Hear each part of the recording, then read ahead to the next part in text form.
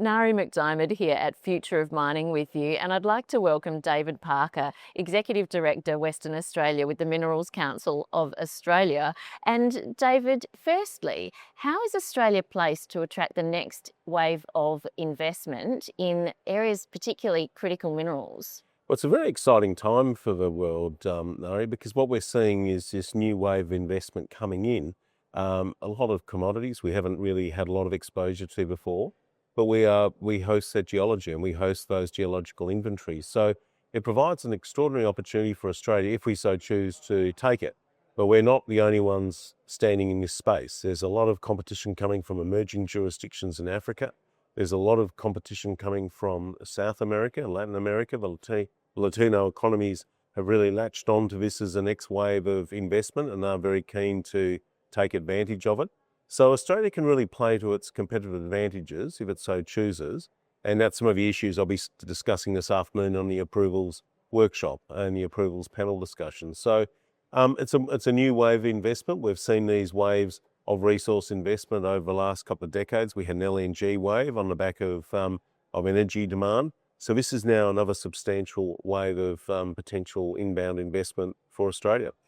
And how important is infrastructure to this next round? Well, it's a very good question, though, because we've been very spoilt in Australia. A lot of the super majors, when they came into Australia, basically opened up a super major playbook. They built the port, they built the roads, they built the towns, they built everything. And basically, the Australian governments, respective Australian governments, didn't really have to do a lot. Different model this time. A lot of this new wave of investment is underpinned by mid-caps. They don't have the deep pockets of the super majors. So that means there's going to be an expectation of national and state governments to be able to provide things like water, power, gas, ports and roads and social infrastructure to support those industrial developments.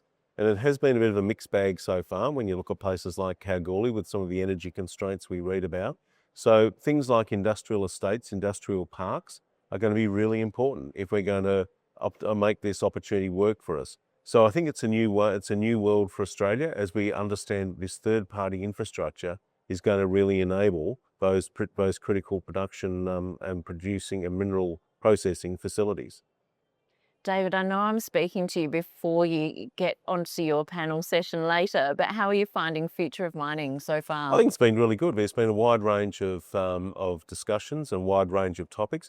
Yesterday we had the Uranium Forum and that was really well received and well attended. A lot of focus on the change dynamic in global energy security and how important uranium is for Western European security. And of course, Australia's now got a free trade agreement with the EU.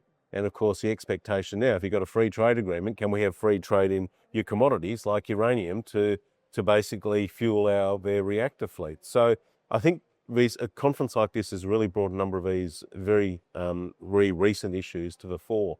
I think the other part too, it's good to see the level of international representation. I ran into the Chilean ambassador here yesterday. Beatrice was here, Excellency, and it's good to see that sort of focus of the international community on such an important mineral province like Western Australia. David, it's great to speak with you. Thank you. Thanks, Nari. Thank you.